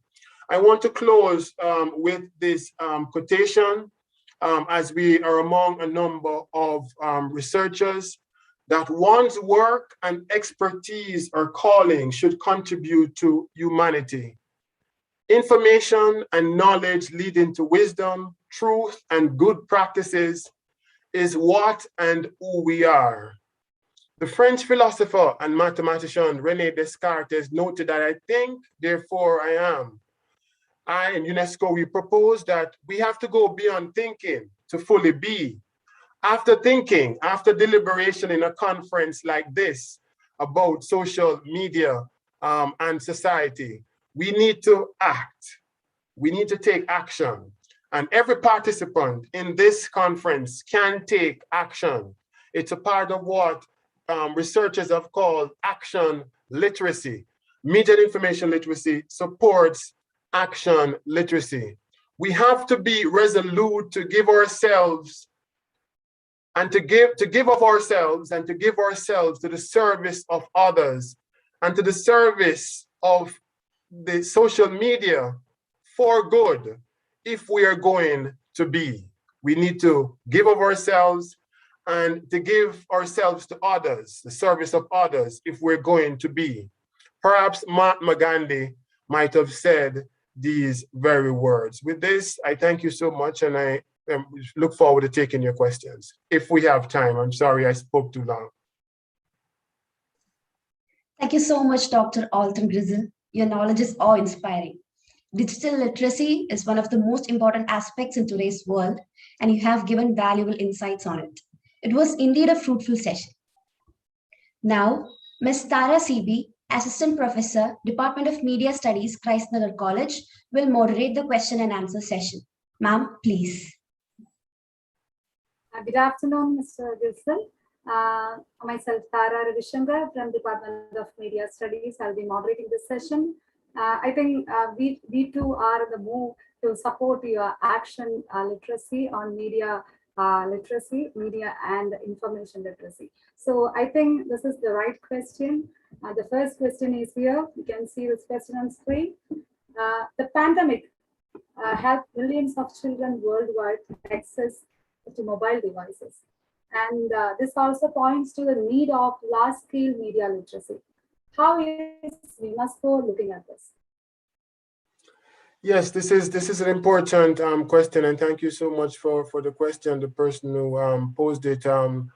at the beginning of my presentation, I shared some of the mind-boggling statistics in relation to the use of the internet. And the statistics that I gave was for 2020, you know, so in 2021, there are new statistics. And with the pandemic, we have seen that, yes, the globe is becoming more dependent on digital technologies for learning.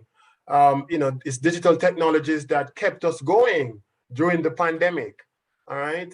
You know, UNESCO is mindful that, you know, the most students, you know, pupils around the world were outside of school during the pandemic, during the confinement.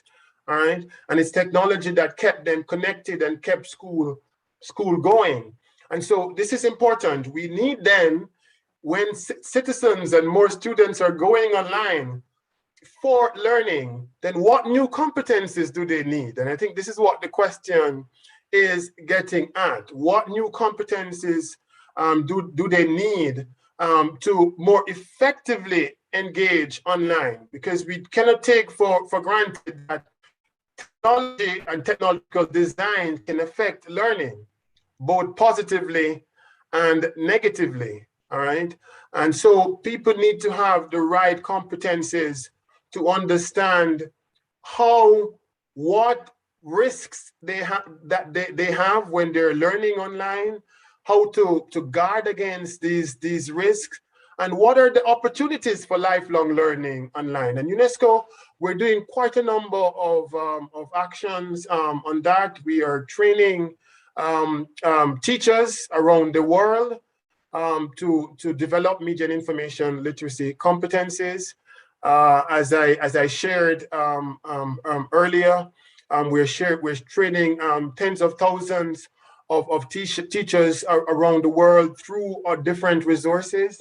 We are supporting schools around the world and education systems around the world to integrate media and information literacy in the education curricula as a standard part of the education curricula. And so that the idea is that media and information literacy is not just an add-on.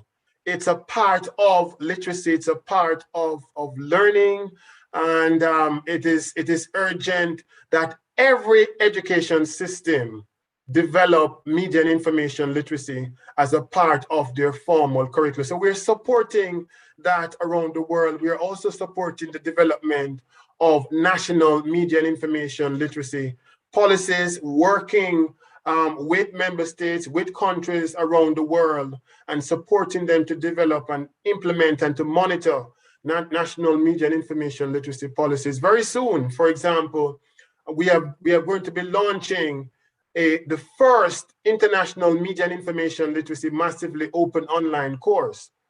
It's a MOOC on media and information literacy for policymakers.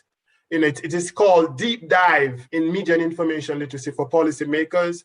The MOOC is already developed and will be online soon, and we're pushing that policy agenda, because it's that policy agenda that is going to sustain media and information literacy development beyond the COVID-19 crisis.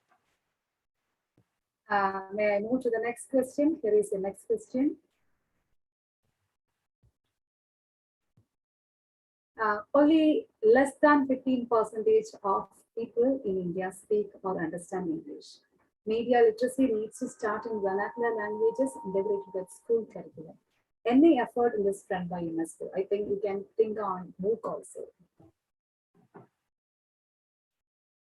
Yes, multilingualism, is a central part of the work that UNESCO does. It's one of multilingualism is one of the pillars of knowledge, society, and development of the internet, and UNESCO is pushing that agenda, very strongly, with different initiatives, whether it's the World Atlas on Indigenous languages, but also supporting indigenous languages and local languages that are, going extinct, that are becoming extinct, how to preserve these different language around the world. So we're doing significant work in that area. We're also, UNESCO, as I said, is a multilingual organization, and so we strive to develop all our resources in local languages. And so, for example, the Media and Information Literacy curriculum that I mentioned earlier, the first edition existed in over 15 languages around the world. And we continue to work with local stakeholders to localize these resources. And we're doing that for our media and information literacy resources, all right? We're working with stakeholders to localize these resources, and we're partnering with our member states, with countries on the world to translate our resources in different languages. And we invite you, if you have interest, to translate some of our resources in indigenous languages, to please make contact with us so that we can cooperate in doing that. Because we're not just talking about the established language of the world, but we know that in a country like India, there are many different dialects in different parts of the countries. In some countries, there are some, over 120 different languages in some countries, for example, and indigenous languages. And so there's a lot more work to be done in that area.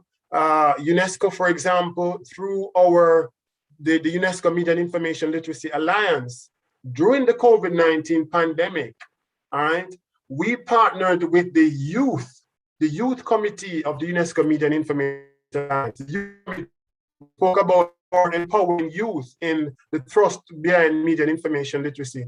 The youth committee, they set up what they call a Health Information Literacy Alliance, all right? A Global Health Information Literacy Alliance. And they identified resources on the COVID-19 crisis, information about COVID-19, verified information from UNESCO, from the World Health Organization, from established countries. And they collated this information and they translated the information in about 70 different languages, including quite a number of indigenous languages. If you go to the UNESCO website, you will find, if you look at the UNESCO Communication and Information Sector COVID-19 response, you will find a host of resources that were developed around, debunking disinformation around COVID-19 and disinformation in general. You'll find a host of resources, and many of these resources, short video clips, infographics, short audio clips, for radio, for podcasts that are in indigenous languages.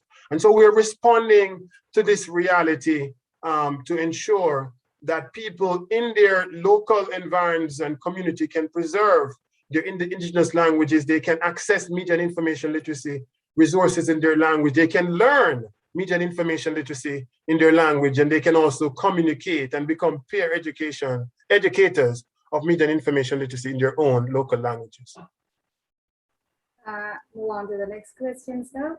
Anyway, actually, very interesting to hear from you your concern about indigenous media, indigenous languages. So this is the third question. How can digital literacy be implemented in third world countries? It's a very complex question, and it's another full presentation.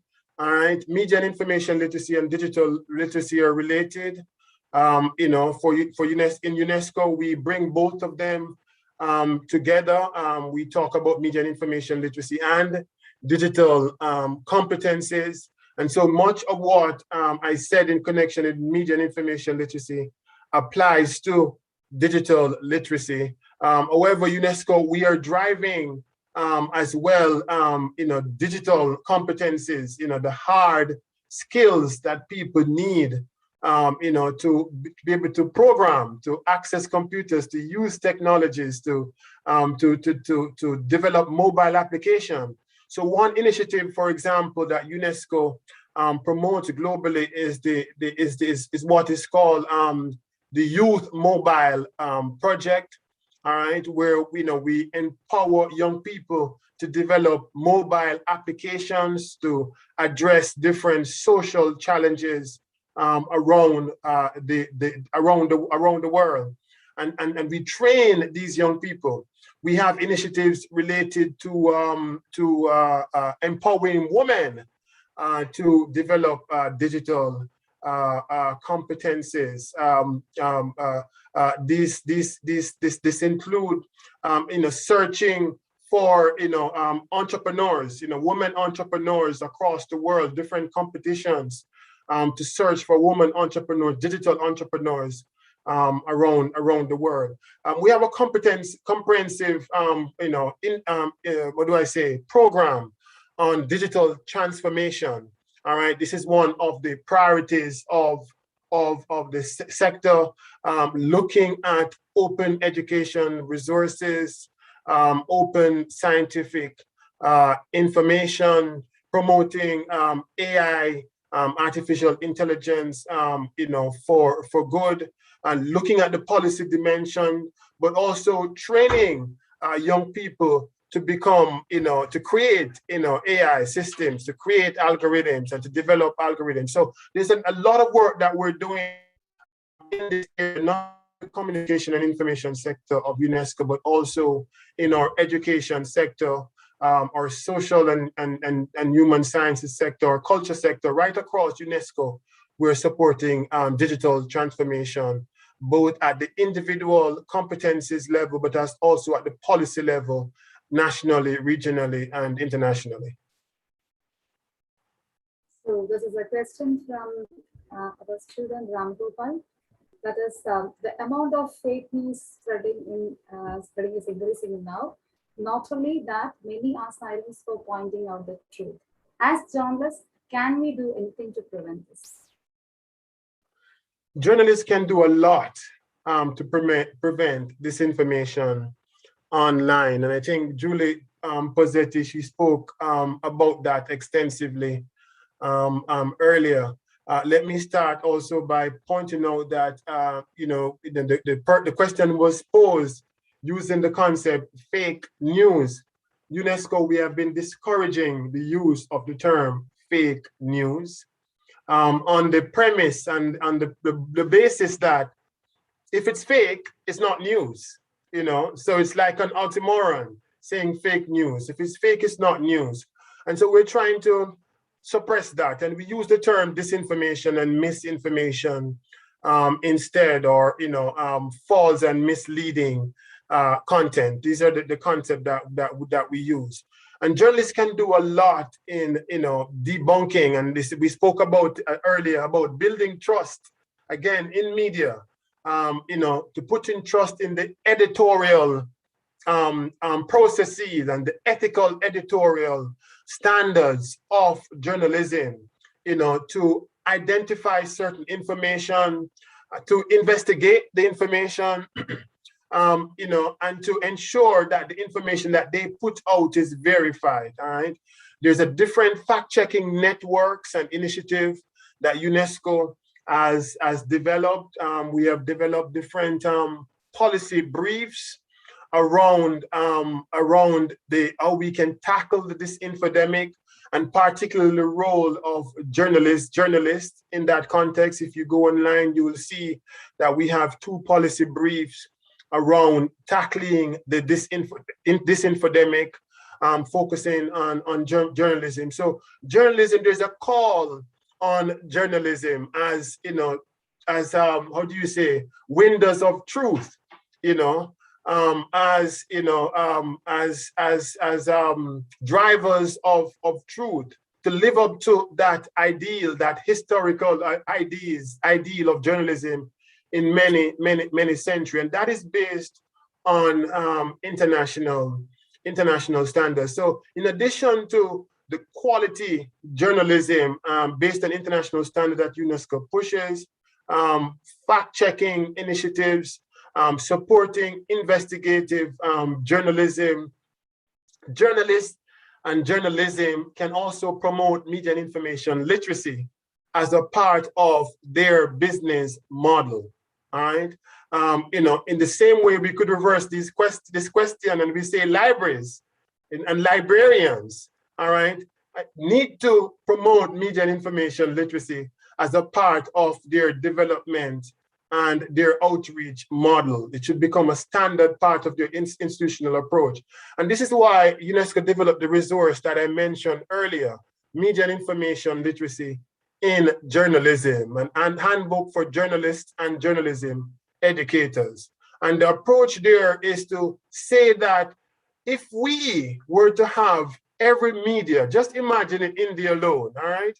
Every single media in India developing some form of program to promote media and information literacy among the population of India.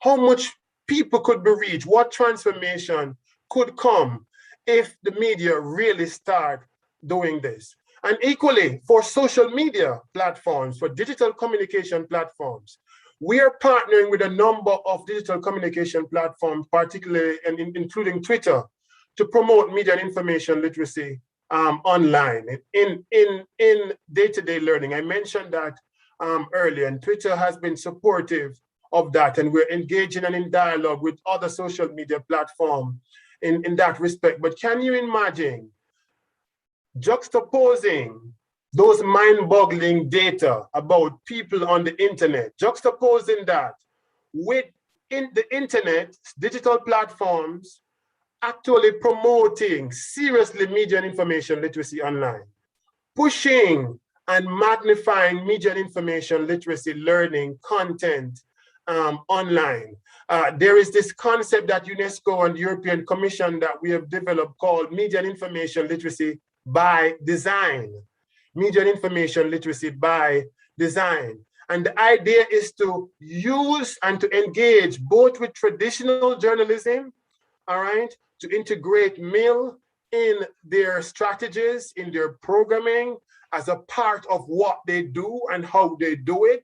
And so they empower media and information literacy among all their users, traditional media, but also for digital communication platform to help and to partner with UNESCO and other international development organizations around the world to apply artificial intelligence, all right, to help people to acquire media and information literacy as they interact with content. And we're not talking about taking away the freedom of people. And so we need to do that. Media and information literacy by design must be done in a transparent and ethical fashion where the choice of individuals are not taken away. The choices of individuals are not taken away. But at the same time, we are having the tripartite cooperation between civil society, media, both traditional media, and digital communication competencies, as well as government and policymakers. All right, it is that, how do you call it, that co-governance of internet, you know, that tripartite co-governance, you know, the media and digital platforms as one, civil society and governments as well, coming together to promote media and information literacy in media and in digital platform, online and offline. Thank you, Dr. Alton Russell. Particularly in this Global Media Information Week, you are with us, and we have a lot many questions to ask, but due to time constraints, I'm concluding here. Thank you for giving such valuable information. No, it's a pleasure. UNESCO is very thankful to be able to contribute to this dialogue, this meeting of minds. So, you know, let us move forward and take some actions. As I mentioned, let's go beyond our theoretical discussions, and UNESCO, we look forward to hearing from you and some of the participants who are connected into how we can combine our efforts and our initiatives to promote media and information literacy for all, media and information literacy for public good, and media and information literacy to support social media as a public good for all of society. Thank you very much. Dr. Alton, it was a very valuable session. And we are very grateful for your valuable time and the valuable information you have provided. It was indeed very knowledgeable. Thank you once again, Dr. Grizzle. And thank you, Tara ma'am.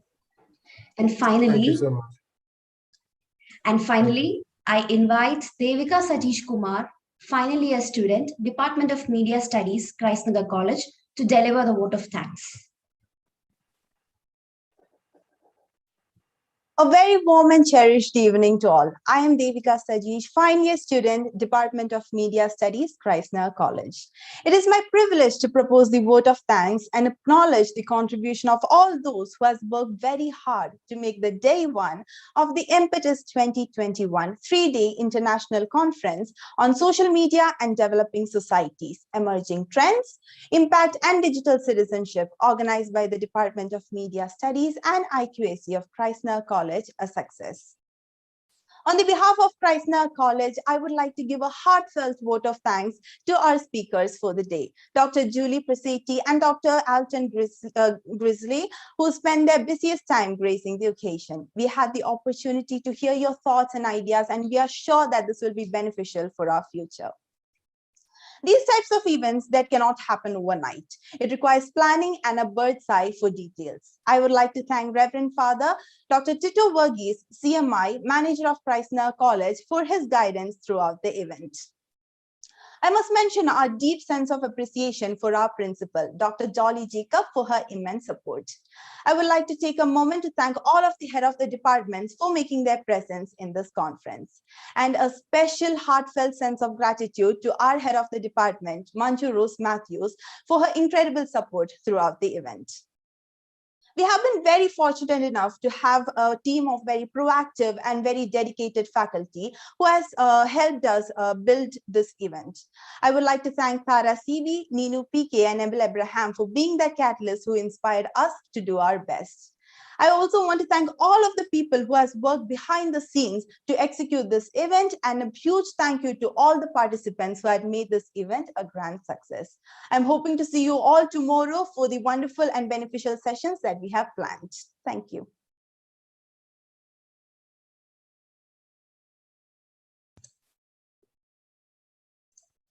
Sorry. Thank you, Devika. Participants, please note that the feedback forms are provided in the live chat window. We request you to fill in the forms before leaving. With that, we are coming to an end of the day one of the Impetus 2021 3-day online international conference on social media and developing societies, emerging trends, platforms, impact, and digital citizenship, organized by the Department of Media Studies and IQAC, Nagar College, Trivandrum, Kerala. We are truly grateful to each and everyone present here for today's session. A good event never ends. It takes a pause and keeps us waiting for the next. We will meet again tomorrow at 8:30 a.m. IST, starting with an expert talk by Professor Dheeraj Murthy. The day 2 of the conference goes through a wide range of beneficial and informative sessions by lead speakers. So make sure to attend it tomorrow also. The YouTube link for tomorrow's sessions will be mailed 1 hour prior to the start of the day 2 programs. You can check your inbox for that. Also, it will be shared on the event page and our Telegram channel as well. For the paper presenters, the Zoom link for tomorrow will be mailed 1 hour before the programs commence. Thank you for joining, everyone. This is Niranjana signing off. Be safe and take care.